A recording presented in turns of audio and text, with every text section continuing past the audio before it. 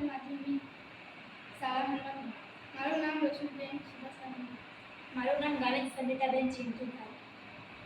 આપણો ભારત દેશ ખેતી પ્રધાન દેશ છે. આપણા દેશના 40%થી વધુ લોકો ખેતી સાથે સંકળાયેલા છે. વધુ પડતા રાસાયણિક ખાતરો, પ્રદૂષણો, હવામાનના કારણે પાક ઉત્પાદન ઓછું થાય છે અને પાક લેવાના સમયે નુકસાન થાય છે. આજના બદલાતા પર્યાવરણ, માટીનું સંરક્ષણ અને મુખ્ય વિષય વિકસિત અને આત્મનિર્ભર ભારત એવા આ વર્ષના ગણિત વિજ્ઞાન અને પર્યાવરણ પ્રદર્શનના ટકાઉ ખેતી મોડેલ બનાવેલ છે. અમારા મોડેલનું નામ છે ફ્યુચર ઇકો કૃષિ 5 લેયર મોડેલ ફોર વિકસિત ભારત.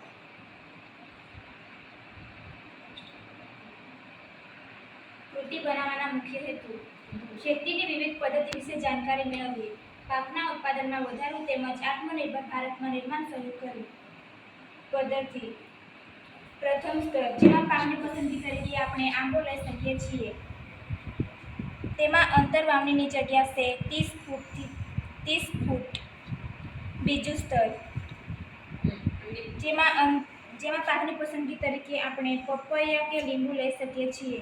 તેમાં અંતર વાવણીની જગ્યા છે 15 ફૂટ.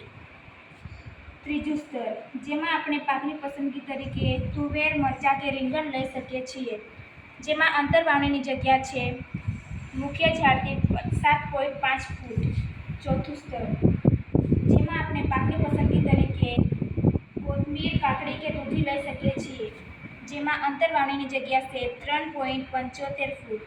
પાંચમું સ્તર, જેમાં આપણે પાકની પસંદગી તરીકે હળદર, આદુ કે શક્કરિયા લઈ શકીએ છીએ. જેમાં અંતર વાવણીની જગ્યા છે 1.87 ફૂટ.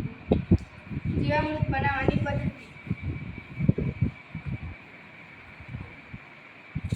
4 લીટર પાણી લઈશું, 500 ગ્રામ ગાયનું ગોબર, 500 મિલી ગાયનું મૂત્ર, 250 ગ્રામ બેસન, 200 ગ્રામ ગોળ, 100 ગ્રામ થડ પાસેની માટી લઈશું. આ બધાને મિશ્ર કરીશું.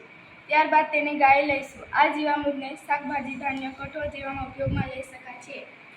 સિંચાઈ માટે આધુનિક પદ્ધતિ જેવી કે ટપક સિંચાઈ પદ્ધતિનો ઉપયોગ કરીશું. જે પાકને પાણીની વધુ જરૂરિયાત હોય તેને પાણી બનાવીને સિંચાઈ કરીશું, જે આપણે અહીં જોઈ શકીએ છીએ. જંતુનાશક તરીકે આપણે અગ્નિશસ્ત્રનો ઉપયોગ કરીશું. અગ્નિશસ્ત્રને બનાવવા માટે કીટનાશકો તૈયાર થયેલ પાકને નુકસાન પહોંચાડે છે, તેમજ કીટનાશકોને અમે નીચે પ્રમાણે બનાવેલ છે. અગ્નિશસ્ત્રને બનાવવા માટે 2 લીટર ગૌમૂત્ર, 50 ગ્રામ મરચાં, 100 ગ્રામ ગિલોય, 500 ગ્રામ લીમડાના પાંદડાની ચટણી બનાવીશું. ત્યારબાદ તેને તમાકુનું 50 ગ્રામ મિશ્રણ કરી તેને ઉકાળીશું. ત્યારબાદ તેનો ઉપયોગ કરીશું. ફાયદા: એક જ જમીનમાં અનેક પાક મળવાથી આવકમાં વધારો, પાણીને યોગ્ય ઉપયોગમાં લેવાય અને જમીનની ભેજ જળવાઈ રહે, ખેડૂતોને રોજગાર અને આવક મળી રહે.